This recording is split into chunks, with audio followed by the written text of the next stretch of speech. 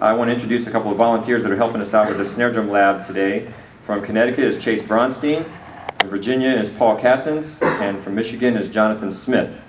Zach Crystal recorded the CD that will be used today. He's an undergrad from Oberlin, he's first-year master's student at Temple.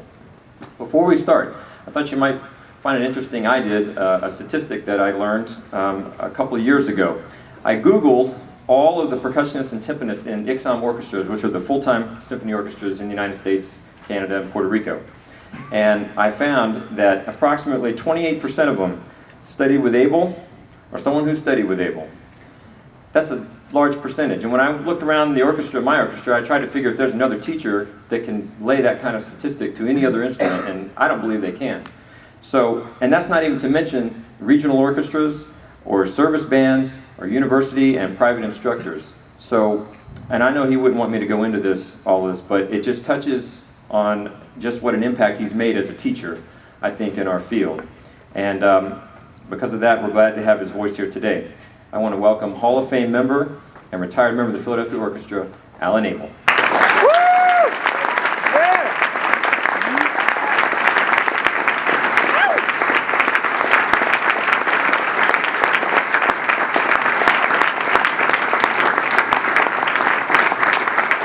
Thanks, Dawn. Good morning. Nice to be here.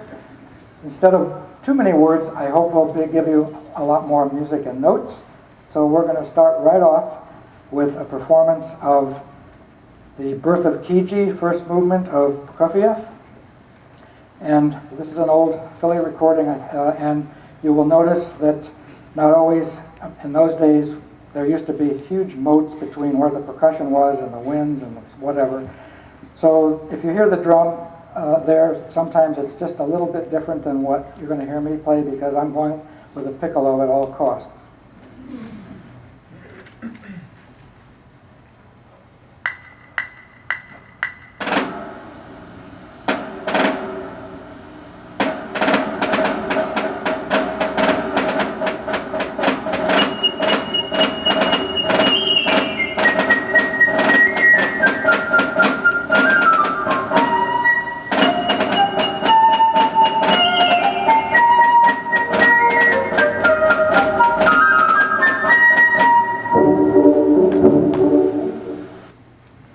That gives you the context, and now Paul is going to be playing those same notes.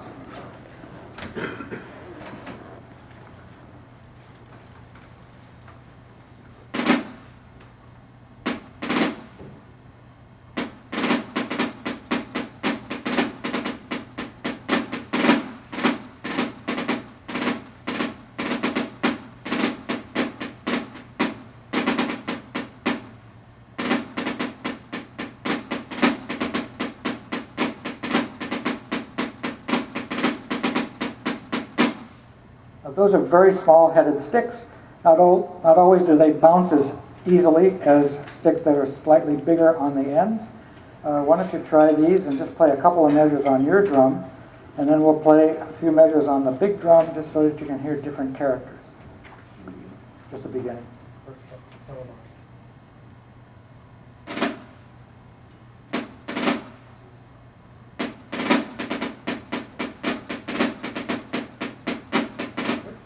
I'll try it on the big drum.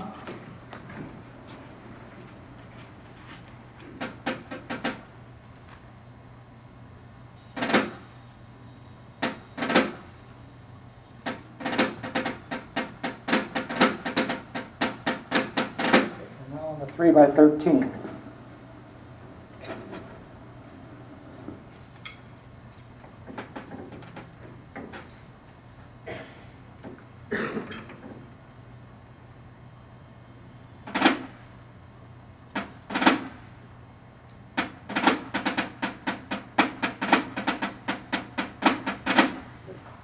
So you can hear that this is the one that generally puts out a little bit less sound.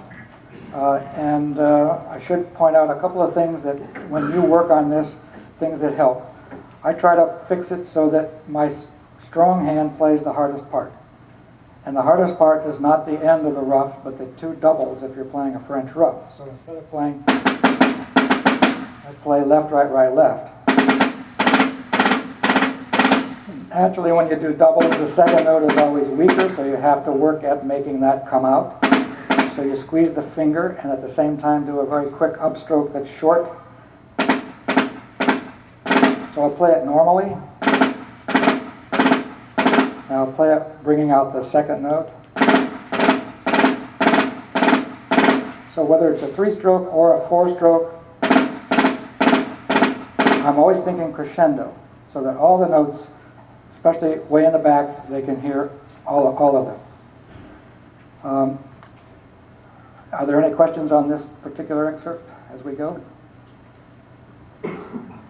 Yes? Do you have any ideas of phrasing the excerpt, or do you want it just to be completely... Yeah, with this, because it's military, it's pretty straight and relatively square, although you could be playing this at the end of a phrase where you're playing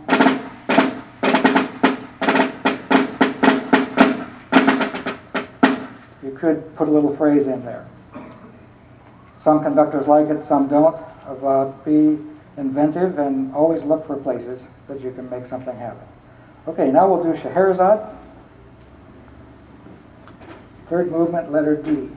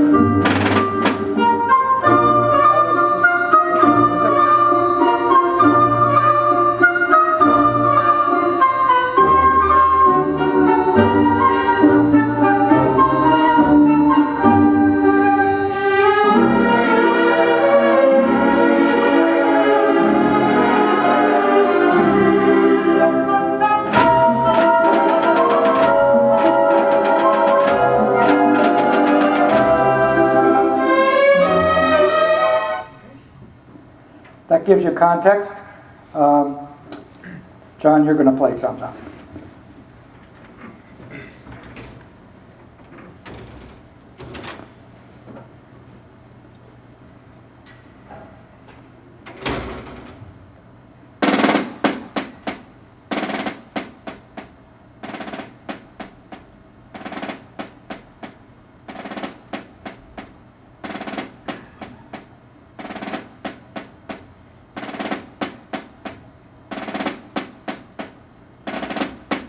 Okay, nicely played. And you could tell he was playing terraces straight across, but he had different dynamic levels because it starts piano, goes to pianissimo, and then 3 Ps for 4 bars, and then 4 measures of crescendo. That was all there. Buster Bailey used to play this with crescendo up on the roll, diminuendo down on the 3 notes following. Do you want to try that? Yeah.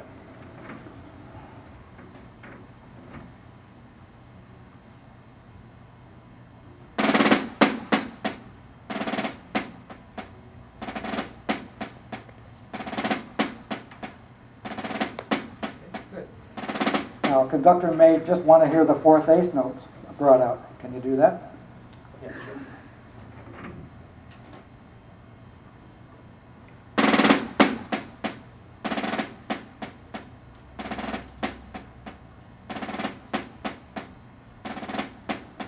Okay. So the message I'm trying to get across is that you don't just pick a teacher and say, this is his favorite way and I'm going to do that everywhere. If you want to do well in music and in orchestras, you need to be flexible and you need to practice other ways. So that if you go to an audition somewhere and they expect to hear the Buster Bailey way, you better be able to play it. A committee may ask you to play it in a different way just to see what kind of flexibility you have. A conductor may say, that's okay, but I really want it this way. If it takes you 6 times to get it straight and you don't have tenure, you might not get it. So let's do letter F.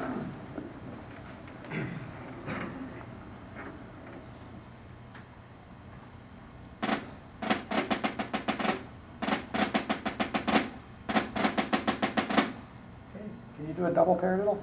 He's doing all the 16th notes with one hand, nicely matched. Let's try a paradiddle.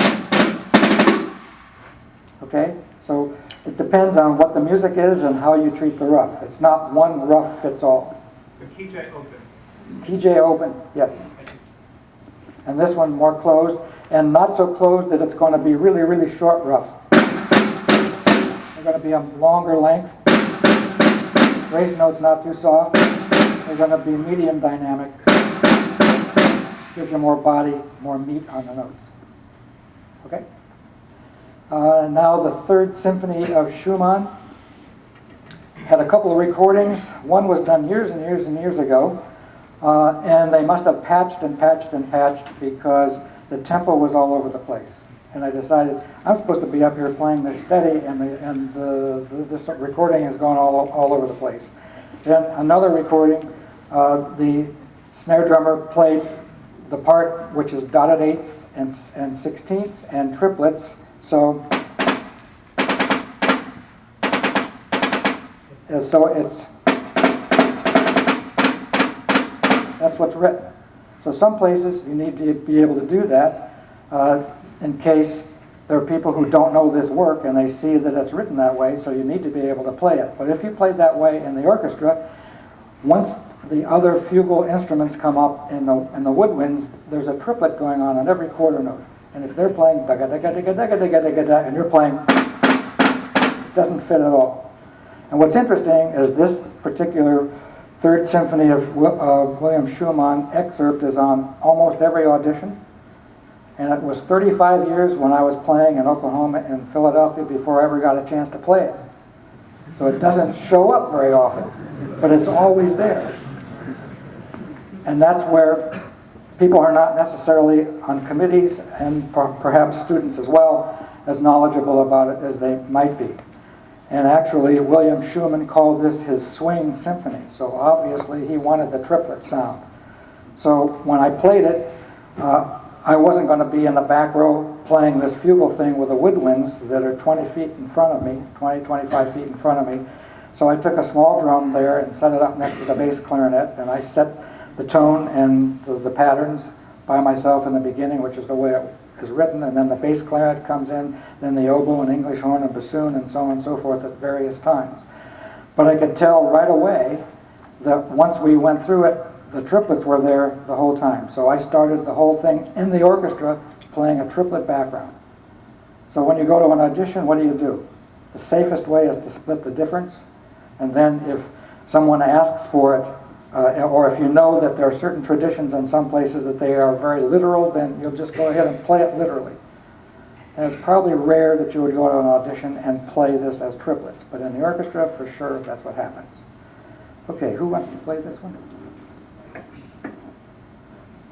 You are? Okay.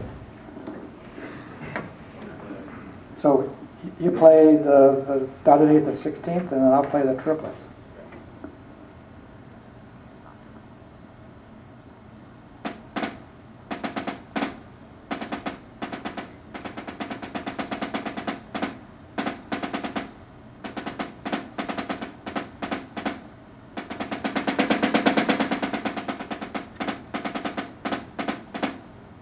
Okay, good. Now I'll play the triplets.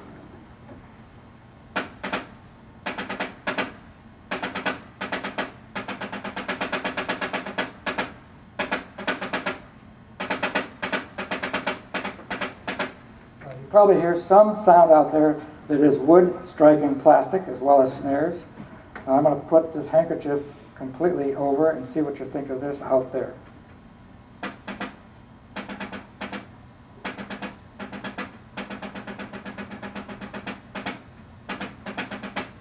You hear more snares?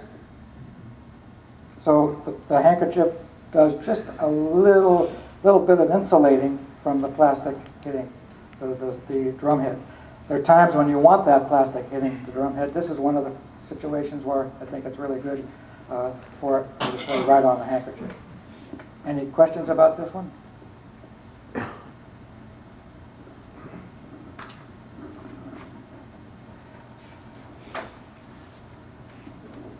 We're going through this in a hurry. The next piece is the last part of the second movement of Shostakovich 10.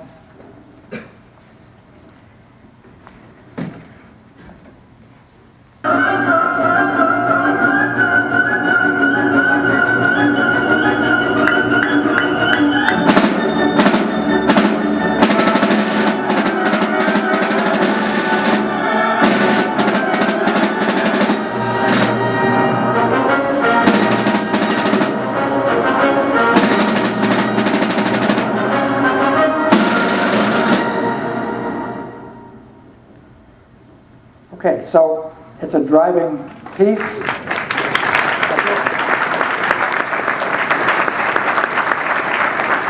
And what's interesting is that the first entrance only says forte, but you have the whole orchestra playing da da da da da da da. All of a sudden, it just go bump, bump, bump, and that hole you have to fill up. So immediately you go beyond what it says. That forte turns into at least a fortissimo, right from the beginning. And at no time, even though there are crescendos in, you never back down to come from under and do the crescendo, because if you do, you lose the drive. So the drive always has to be here on the floor, and then if you have crescendos, it has to go up from there. You can't go under, because you'll lose the drive, everything will start to sag. So it's always growing. You're going to play this one, Paul?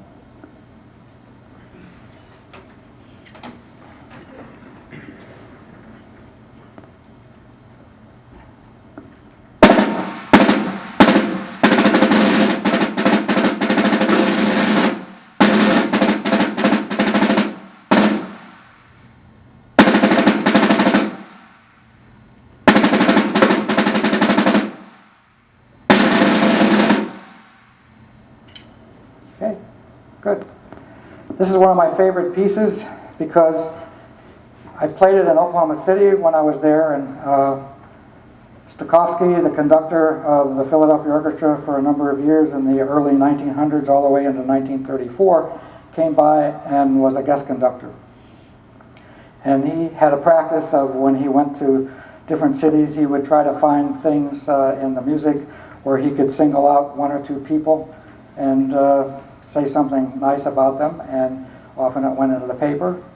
And obviously, because of the snare drum part in this piece, I was picked as well as the piccolo player, and it made it into the newspaper, and I saved it. And then one day I decided I was going to just generally send a letter to the Philadelphia Orchestra. It was my favorite orchestra, and just hope that I could put a resume in so that if they ever had an audition, maybe I'd get a chance to play. And in those days, it wasn't in the union paper.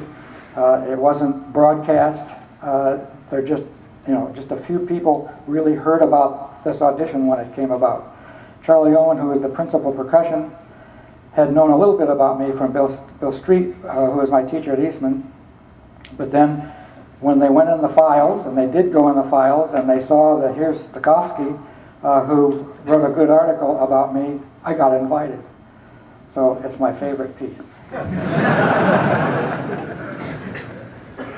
Are there any questions about this piece? We're so efficient, we're going very quickly here. Some thoughts? Yes? I actually have a question about the previous piece. When you're playing these incredibly soft passages, and if you have to go to the audition to do this, and you're nervous, what kind of advice could you give to the student?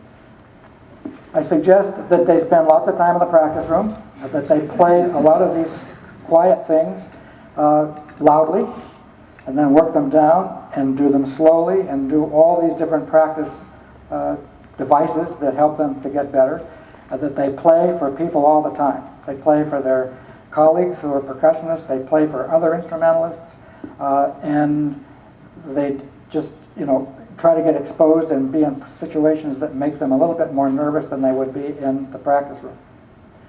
And also, as an audition comes up with lots and lots of 5 and 6 hour days, and this is a Chris Davini idea that works great. Everything that's on the list, he has a little bowl or a dish that has all the snare drum excerpts. Another one that has all the Glock excerpts. Another one that has all the xylophone. Another one that has cymbals, tambourine, whatever. He walks in the room that he's going to play, wearing the clothes that he's going to wear when he plays the audition, and goes to the snare drum bowl and picks out 2 things and plays them. Then picks out 2 things from xylophone and plays them, and so on and so forth. So that there's a routine. I mean, you have a list that might have 50 things on it. And so when you go to practice snare drum, you spend a couple of hours doing snare drum, and obviously it's going to get pretty comfortable. But what is hard about playing auditions is that you're never ever warmed up. You get a chance to warm up in the warm-up room, But you do a couple of things on snare drum, then with a slightly different technique, you play some xylophone, another different technique, you play some Glock, etc., etc. And as you go from one thing to another, you're never totally warmed up. So you need to be able to learn how to play cold. But at any rate, I'm trying to give you all these ideas about how you prepare. And if you do enough of this, hopefully your subconscious is picking up on that, which then gives you more and more confidence. And basically what you're trying to also think about is that when you're nervous and there's a committee and people watching you and your heart tends to go faster, your tempos go too fast, the adrenaline flows, your hands shake, and you're trying to be aware of all those things and do the kinds of things that will, if that's happening, which is often likely, you learn to adjust in the proper way. Did that answer your question? Pretty long answer, actually. Yeah. It seems like if your hands are shaking just a little and you're trying to play pianissimo, that would be a real problem. One other thing that can help. The adrenaline affects the small muscle groups the most. So don't play this delicate stuff with fingers only. And sometimes it'll be fingers and wrists. There are times, psychologically, there's this big thing about playing bolero, and you're really nervous. Well, you work on things, and of course in an audition you can't always do this, but when you're going to play it, first of all you try to get near the center of the orchestra where people will pay attention to you instead of being in the back row, and you hand out earplugs to those around you for when it gets loud. And then you don't stand there and then put your arms out like this and try to hold them up and try to play softly. So you're going to get close to the drum so that your elbows are cantilevered. If you can, you'll sit on a stool. Some people in some orchestras will be maybe 2 or 3 rows back sitting on regular chairs in the strings. So there are different systems that go on in different places. But basically you're trying to not put any extra stress and strain on things. And then if I'm going to be playing and my sticks are really nervous and I'm not going to use fingers, then I'll play.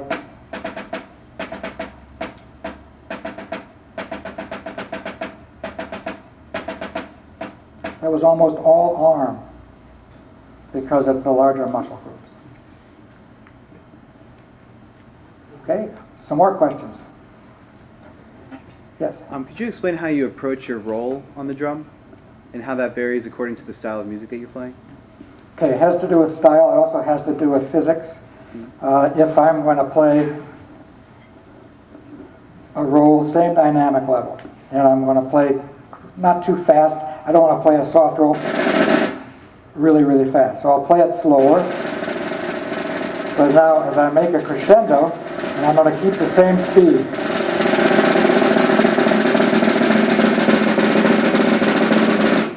Pretty lousy roll, because the roll has to increase in speed. So on the spectrum of from 3 Ps to 3 Fs, I may be doing 16th note backgrounds around 108, like this for the soft roll. At the other end of the spectrum, when I'm playing 3 Fs and I have to play faster, I may be up to 155. And so now the loudest roll has to be that fast. But if I played that fast when it was slow, soft rather, it's too nervous. Unless you know that's a very nervous moment in the music that you want to convey. Okay. So then in between, let's say I'm going to be 108 for the really soft. A little louder, I'm now closer to 115, 120, 130, 140, 150. Okay, so now density plays into the picture also. Well, first let me just do the stick height, which grows. So when I'm playing really, really softly, I'm trying to play with my sticks coming up maybe 1/8 of an inch. Okay, and at the other end of the spectrum, am I going to be playing really loudly this way? Can't, because if they go too far away, they're going to hit the drum and have beats. So at the very loudest, you can't be higher than 5 inches. So here's 5 inches. Okay, now where do I get the power? It's that number one, I'm not, let's put it this way. When I'm playing very softly, I can play with the wrist. When I'm playing softly, I can play with the arm as well. So I have a choice. But when it's loud, there's no way I can play with the wrist. I can't. It has to be arm. And so then you learn to do the chicken thing, like this. Okay? So now there's a pivot that goes from my shoulder right through the middle of the forearm. Now if my hand moves too much, then it's not a balanced teeter-totter. If my elbow moves too much, it's off that way. So this knuckle and this elbow move equal amount, but opposite. So you do the chicken thing, then alternate it, open it up, and that's how the arm goes. And when you're first learning it, you have to do exaggerations. And if you play straight up and down, none of this works. So if some teacher said, there's a guy in there, hit that every time, and it's going to go straight, and you can't do rolls, because they're always in V shape. And if you're really trying to get this exaggeratedly to work, then you do a very low angle, and that makes the elbow work more. So you do this, you're doing way more than you need, but you need to get the track established. So then when I'm playing, I mean, you're seeing my elbow going. When I'm playing the loud roll, you see my elbow going, but it's not moving a huge amount. So now let's go back on the spectrum of density. With dynamics, it goes from 3 Ps to 3 Fs. That grows. Speed grows. The height away from the drum grows. But the density goes the opposite way. So that when I'm playing really loud, I can't do more than 3 per hand. Okay? But if I do 3 per hand when it's really soft, it's way too rough. It's like number 60 sandpaper. Yeah. So that being the case, then as I go down this spectrum, I'll do 3 when it's really loud. At a forte, I could do 4. Mezzo forte, 4 or 5, all the way down to the very softest where I might do 6. Well, how do you count those? That's hard. But you start with 3, 2, 3, 4, 5, 6. Now what's interesting is if you play dead strokes, totally dead, and relax a little bit, you're there at a soft roll with 6 per hand. So that the 6 per hand is closer to dead stroke than it is the other end of the spectrum, where you can do 2. Does that all that make sense? Yeah. Yeah, thanks.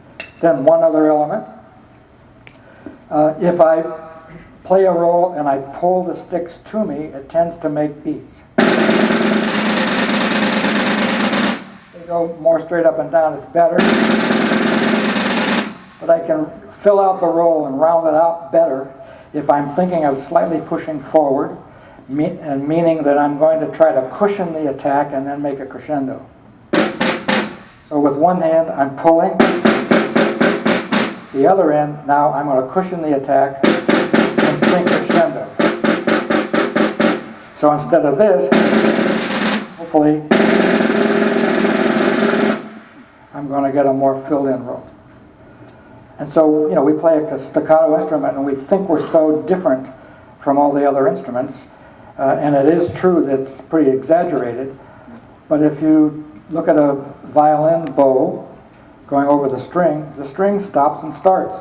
If you could do a tape recorder and really, really slow it down, you would hear the stopping and starting. With the trumpet player, the lips buzz, they stop and start. The clarinet player, the reed stops and starts. So it's similar in all the other instruments, but it's pretty severe on the snare drum. But our goal is to play a long sound that doesn't have bumps and noises and whatever in it. That's a long story, but did it answer it pretty well? Yeah, definitely. I have one more question, if you could. Yeah. Do you have any thoughts on using the index finger versus the middle finger as the primary fulcrum? Yes. If you're going to play quietly, then the index finger is fine. If you're going to play loudly, you're putting way, way, way too much pressure on one small item, and you're setting yourself up for tendinitis. So I like to think of the stick being with the first two fingers, the thumb is pushing a pin between them. And that's sort of your bass. Now, just one other thing that I should mention. When you naturally pick up the stick, the butt end usually comes out between the wrist and here. And for rudimental things and single stroke kinds of things, it works fine, it looks good, and it's typical and appropriate for that kind of thing. Now, if I try to play the roll, and I've got this thing here, and I'm trying to get this to go, I've got another angle. So I try to put the stick in the lifeline so that now this forearm and the stick are all in line. So that, to me, it's all about efficiency. I mean, it's possible to do this, but this is definitely more efficient. Any questions about the roll? Let's go on to Alvarado.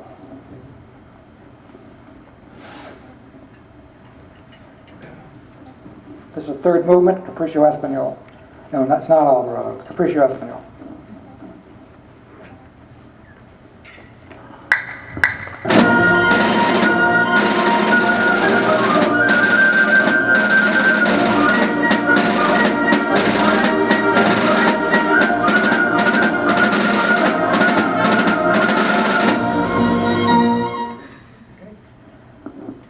Who's up for this one?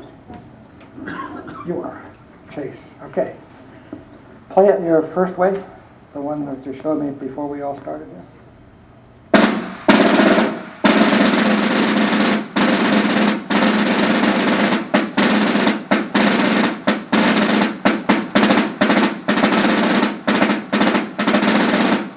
Okay, so he was playing nine-stroke rolls, 16th note background. That's fine, except it does tend to be rhythmic. Sometimes it's all right for it to be rhythmic. If you want to hear a more closed and full roll, then you'll do 5. Although if the tempo is really fast, and now you're going to play this tempo,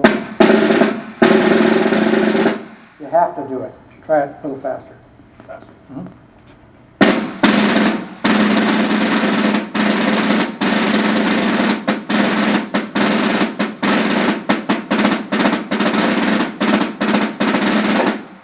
Now, can everybody hear when he does this part? A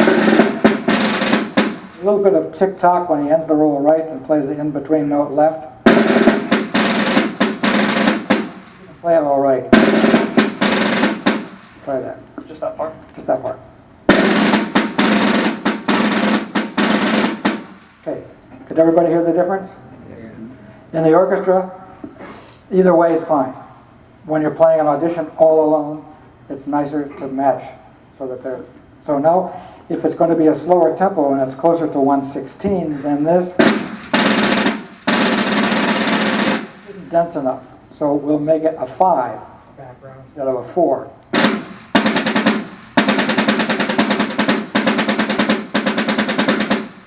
You get the idea? Okay, so now you do the roll.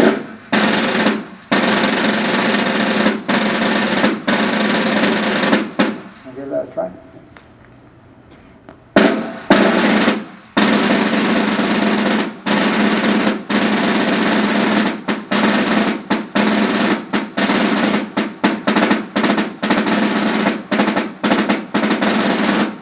Great.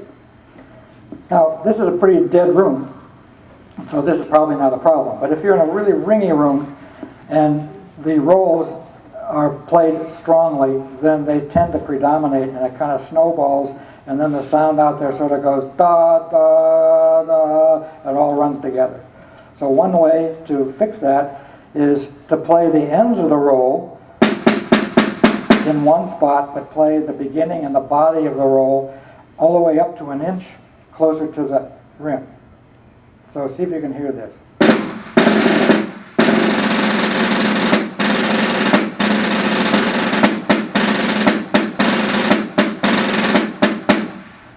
So in a ringy room, you could clearly, I hope, hear the rhythm that's there at the ends of rolls and in between, and that you don't get the snowball effect and it all blurs. So just another little device. So there are times, let's go back to letter G in the third movement of Scheherazade, the same kind of a thing, where you're playing.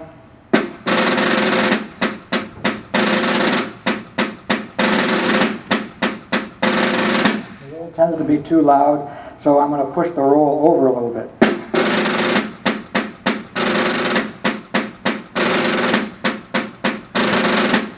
Just a little trick to keep rolls under control. Okay? So the two of us are going to play the fourth movement of Capriccio.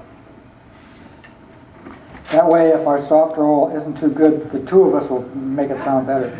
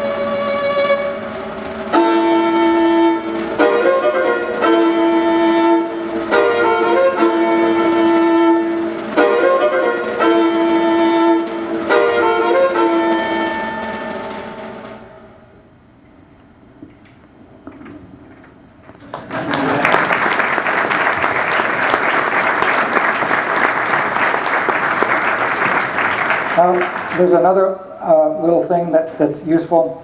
There's moleskin here, so that as I want to fade that roll out, I don't want to do this and make it and then stop. So I'm going to go right into the moleskin.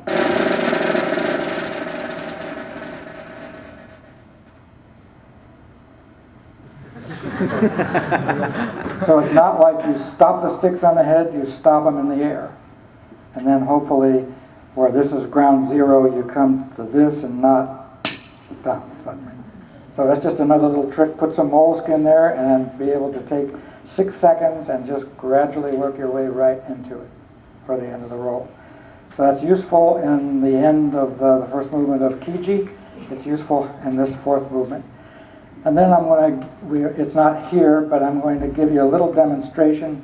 Following that, the strings are doing this with you. You're playing, playing, playing, and they go, zhuzh. So in the orchestra, you play them a little quick, ching, ching, but you wouldn't dare do that in an audition. So it has to be metronomically correct. Then this is what often happens. So.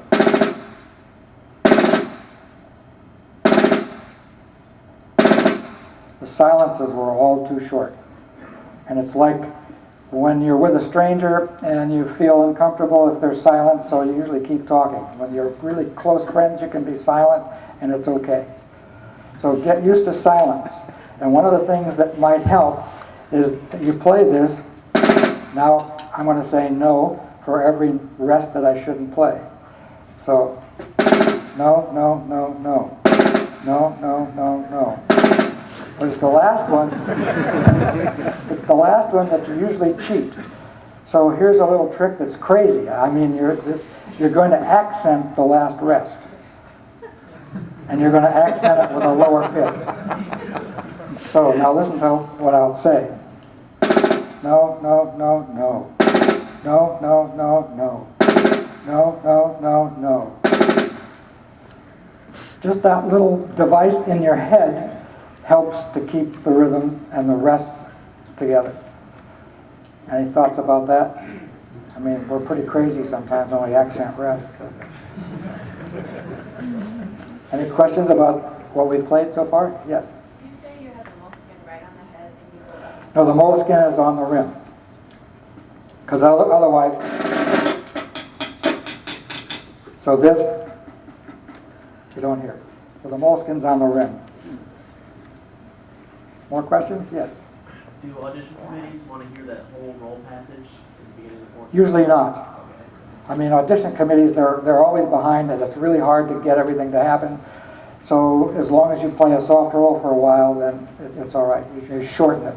Often, as we did, we played the roll to match the brass fanfare that went on before. But once the violin starts to play, then you can cut that shorter, and then just go ahead, and if they want you to go on with the rhythm following, you just cut it short. And my wife mentioned it earlier when we were warming up here. My last week in the orchestra, which was 10 years ago, we were in Saratoga Springs, where we had a summer season, and one of the assistant concertmasters got to play this solo. And he made the most of it. He went on forever. Everything was slow. I'm back there thinking, this is my last week, I should be nervous and whatever, and I had to play this soft roll. It seemed like forever. Okay. Any other questions about anything? Yes. Have to speak up, you're pretty far back. I know we've spoken about rolls already, but what are your thoughts on drag to like a 17-stroke roll, especially at a soft, fast tempo? Did you hear all that? They didn't hear it either. So. Drags lead into a long, fast, soft roll. What are your thoughts on that? Yeah. Sometimes they're drags, sometimes they're four-stroke roughs. And Rimsky-Korsakov wrote this orchestration book years and years ago, and somehow four-stroke roughs got in there. And then composers would refer to that. And then composers referred to other composers who referred to that. And so you see four-stroke roughs everywhere. Lots of times they don't fit. And again, four-stroke roughs may be this, all alternated, or with a French, or it may be really short, or it could be longer, could be, got all these different choices that your imagination has to make sense about.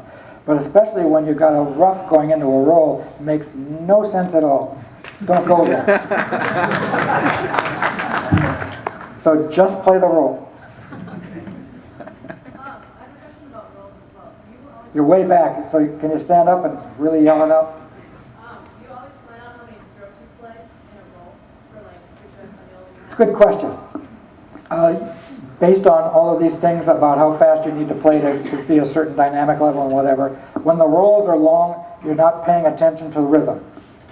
But if the rolls are short, you can keep track of 5-stroke rolls, 7-stroke rolls, 9-stroke rolls, once in a while a 17-stroke roll, but usually the longer rolls are not measured by the numbers of strokes. And if you do too much of that, and the conductor is at such and such a speed in one performance and gets excited in another one, and you're all set up, you're shot down because he's going faster and you can't get them all in. So you always have to be flexible, especially with the longer ones. You don't even think about it. Other questions? It seems like there's a lot of discrepancy between what you could get away with in the orchestra and how the other instruments are phrasing it, so you would phrase it to match them, and what's written on the page that you would play in an audition. Which one would you do? Would you play it how the orchestra would make it sound, so play it musically like that, or would you play it like literally just on the page, or how would you? Okay, I'm going to refer to that in the emeritus section. I've got 2 minutes to speak, and I'm going to talk a little bit about that, but I'll give you a preview. What are we doing? I mean, we're playing in the orchestra, and we're an instrument, and basically I'm looking at this page, and boy, that staff is so nice and straight with all the lines, and all the notes are vertical with their tails, and you've got all these squares and rectangles, and yet in nature you have to look really hard to find a straight line. On anybody's body, just think about it. Can you find a straight line anywhere on your body? Practically nowhere. Maybe your shin for that long. And so music often represents nature and human beings and so forth. So to say, play the ink and never question it, you're not going to be playing as a human being for me. So if the orchestra phrases, you phrase. If the orchestra doesn't phrase enough, you phrase a little bit more and enhance them. You just enhance what's going on. Even in an audition? No. And I'll qualify that. In an audition, your time has to be absolutely strict and metronomic. If you want to get music in, then it's going to have to be in two ways, and I'm saying no, but it's qualified. If you want to get phrasing in, it has to be with dynamic fluctuations, dynamic shapes. And you can add to that intensity levels. So you can be kind of slow strokes and languid, or you can have quick strokes and more intense. So that enters into the picture, as well as dynamic shapes. So when you're playing the prelim, you're probably going to play it a little straighter than you would when you get to the finals. Because when you're in the prelims, you're trying to play as perfectly as possible, and you don't want to take too many chances, and so you want to make the cut. Then the closer you get to the finals, the more expressive you want to be. Does that make sense? But you hear play the ink, play the ink, play the ink. Yes, you do, but if you want to be a musician, you got to go past that. Listen to a lot of oboe solos. And you look at their part and you say, where did all that come from? Way back. Could we all play something together? Let's do Alvarado. All of it. With the music. Here we go. Yeah, it's that time. That look was priceless. Here it goes.